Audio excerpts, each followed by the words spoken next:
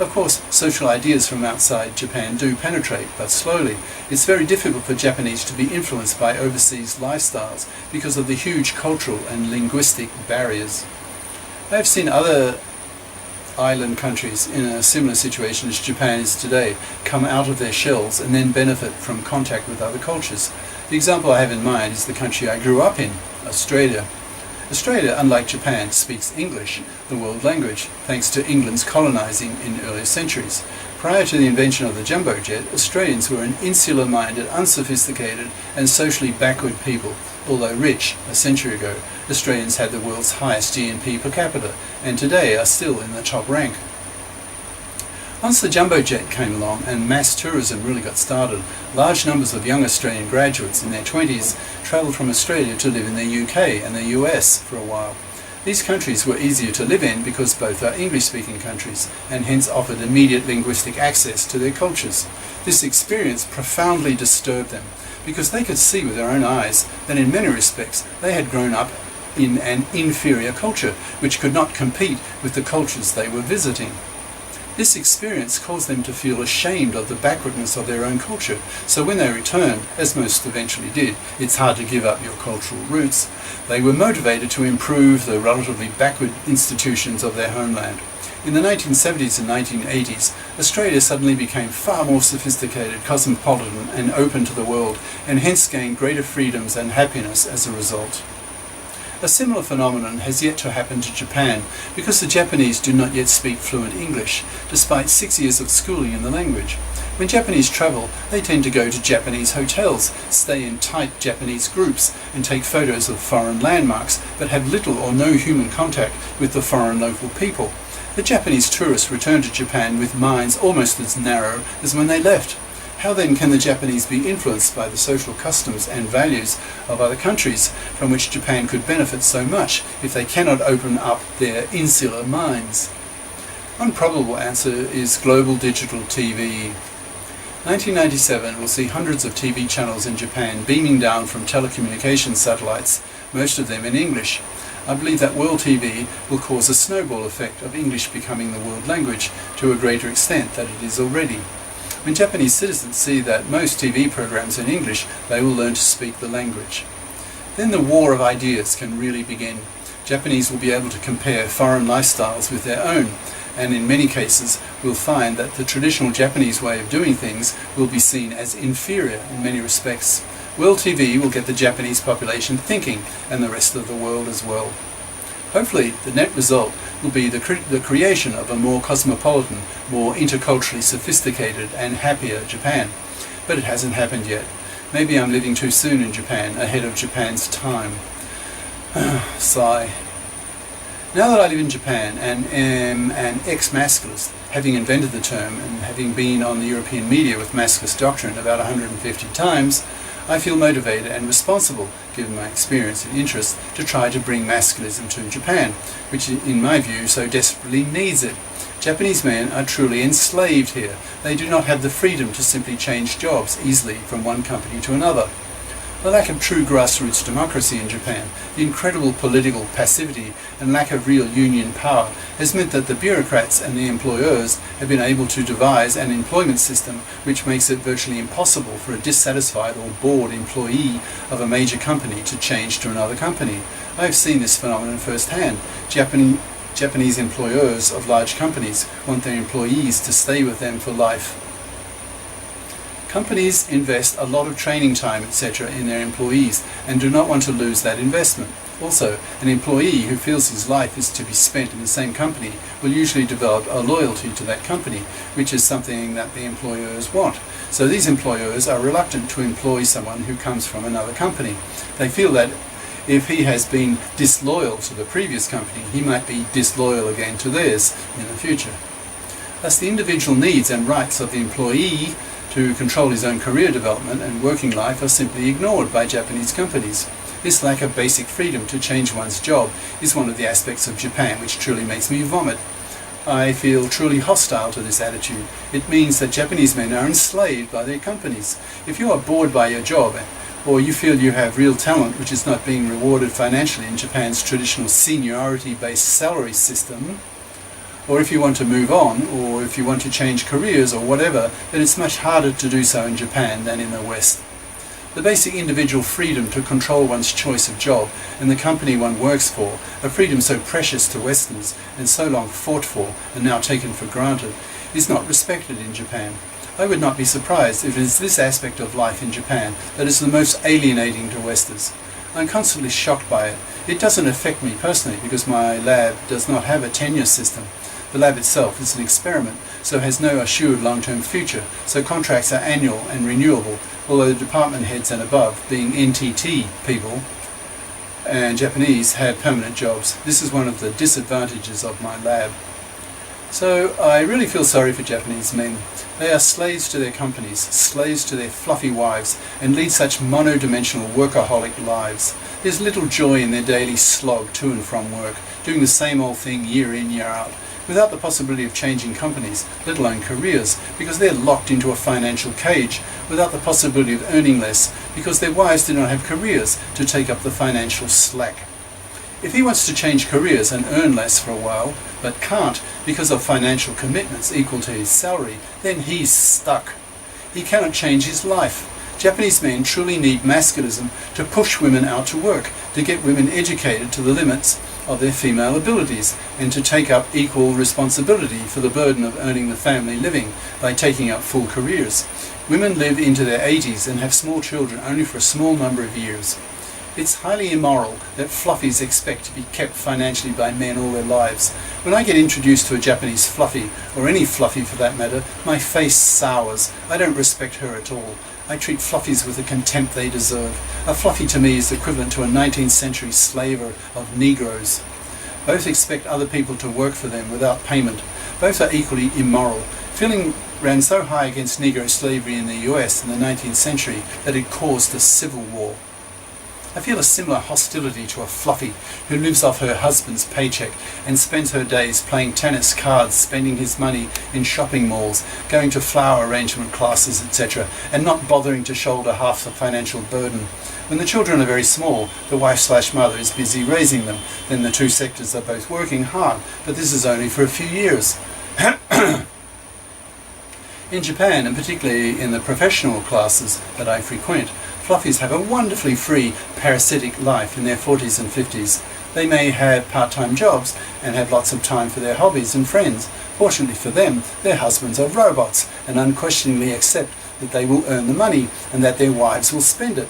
This is a kind of slavery and is morally wrong. I will not respect Japan fully until Japanese women get off their bums and pull their weight financially, equally with Japanese men. For this to happen, Japanese women will have to organize themselves into a powerful national feminist movement and push hard for equal rights to employment. This they don't do, so not surprisingly, nothing changes. Simultaneously, Japanese men need to have their masculinist consciousness raised, so that a powerful national masculinist movement can be formed. In Japan, women are changing far more than men. Men have hardly budged an inch in social terms. This is normal, of course, because feminism has to come first. Once women have careers, then men can work less and earn less. But feminism hasn't really got off the ground yet in socially backward Japan, so men are still locked into the traditional monodimensional careerist role. Far too many Japanese men actually don't want their wives to have careers, particularly Japanese male employers. I don't know whether I have more disdain for the passivity and political uselessness of Japanese women, or for the backwardness and conservatism of Japanese male employers who don't hire women for careers. Both are a problem.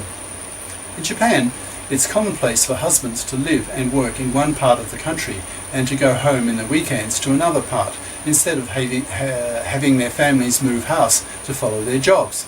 The main reason for this is that under the traditional Japanese value system, the children's education takes precedence. That is, the Japanese education system is so competitive, see the next topic below, that the family does not want to disturb their children by moving, forcing them to change schools, etc., and hence lowering the chances of them getting into a good university if they pass the university entrance exam.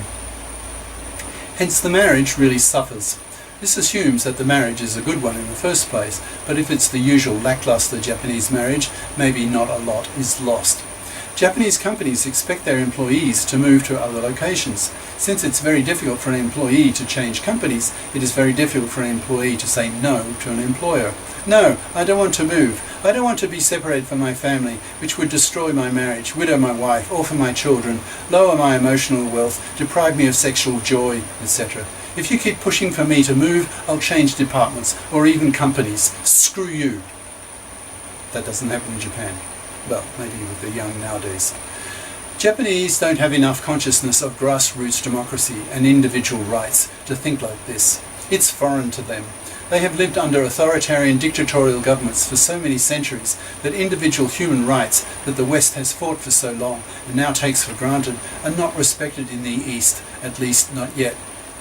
So Japanese male employees get pushed around. Families get broken up like this all the time. Several men in my lab live like this. After a while, these men get second wives, in quotes, and love dies between husband and wife. It's yet another example of what I see as the emotional poverty of Japan, and shows that sex role liberation for both sexes and the need for greater grassroots democracy in Japan go hand in hand. Education, creativity, exams. Japan's education system is unique in many respects. Firstly, Japan is very much a meritocratic society, with little inequality of wealth and more or less equal opportunity to advance according to one's individual abilities. A real plus for Japan. Education is highly valued, and parents and teachers put considerable pressure on students to succeed academically. This pressure is so strong, and the competition to fill the few slots at the elite universities is so intense that a weird social phenomenon has arisen which effectively robs Japanese children of their childhood sense of fun. Japan is not a democracy. Grassroots individualist democratic feeling is poorly developed here, so the rulers have more or less a free hand to run the country the way they want.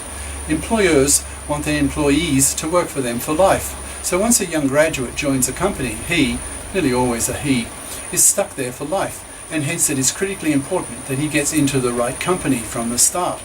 Tremendous pressure is placed on him by his parents to do this. It will influence his quality of life and status for the rest of his life. Now, the top companies, until very recently in some cases, have an entrance quota policy. That is, X% of company entrants will come from Tokyo University, Y% from Kyoto University, etc. And so on down the list of universities of decreasing status. Hence, to get into a good company, you have to be a graduate of a good university. So you have to get into a good university. Once you're in, you can relax, because in Japan, universities are pretty much vacation camps in which one socializes, plays tennis, and only does a little work to scrape through the exams. Companies do not care much about how well their young graduates studied during their university courses. They only care about which university each candidate came from. Now, to get into a good university, it's very important to get into a senior high school, 10th to 12th grades, which has a good record of getting its students into the top universities. These top high schools have entrance exams too, so students study hard to get into them. Now, to get into a good senior high school, you need to get into a good junior high school, 7th to 9th grades, which has a good record of getting its students into the top senior high schools. This chain of reasoning in Japan extends all the way down to kindergarten, and even in the womb. Some women stimulate their babies' brains with musical speakers placed on their bellies. To exploit this education mania, private after-school grammar schools called jukus, pronounced jukus, have sprung up, which drill students to get better results in the entrance exams. They have been very successful, and so a large proportion of Japan's young students spend extra hours after ordinary school studying, which of course means that they have less time for fun and being children. The irony is that what they study is largely useless knowledge, especially at high school level. The entrance tests, to be objective and fair to everyone, are in the form of multiple choice, which can be graded without bias by a computer. So the jukus and the schools drill their students to excel at taking multiple choice tests. Students are rarely asked to express original thoughts, or to state what they think about a given issue, or to write an essay. The authoritarian tradition of Japan means that the educational style is top-down. That is, the teacher/professor/God talks, and the students listen. Hence, there's no student intervention, no disagreements, no discussion, no Western, and particularly American style, dialogue between teacher and students, no show and tell, no essays, no attempt to stimulate the creativity and expressiveness of students' individualities. The result is that the students have their individuality and creativity stunted. I see the final product of the Japanese education system at my lab, which is said to be one of the best in Japan. I've been in top Japanese labs for 5 years now, and based on my experience, I have a low opinion of Japanese creativity. It's there genetically, but has a very difficult time coming to the surface, because these young researchers have never really been encouraged to express themselves. So it is boring talking with them, over and above the usual problem of the enormous language barrier. At my lab, there are effectively two communities, the Japanese and the Westerners. The two don't mix much, mostly for the practical reasons of neither group being able to speak the other's language well, despite 6 years of English classes at Japanese schools, which until recently emphasized a non-verbal approach to language learning, quite useless in the modern world. Even with those Japanese who do speak English well, talking with them is usually less intellectually rewarding than talking with Westerners, because the Westerners are not afraid to express themselves, to offer ideas, to take the risk of being wrong, to contribute to the discussion, whereas far too often Japanese researchers seem to be ideationally constipated, wary of open-ended questions where they have to think on their feet. They are too frightened of offending anyone or of criticizing someone of high status, so conversation with them is stilted, boring, and after a while you, as a Westerner, simply wash your hands of them. There are always the exceptions, of course, but on the whole I look on the Japanese as creative pygmies. It's a major fault of the culture and the Japanese education system. The Japanese Ministry of Education, Monbusho, M-O-N-B-U-S-H-O, Monbusho, is one of the most conservative, which explains why Japan has failed to reform its educational policies. Other countries do not select their intellectual elites on the basis of how well their candidates score on memory-based tests at high school level.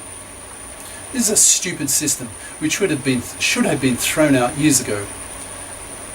But the politicians in Japan are impotent and useless.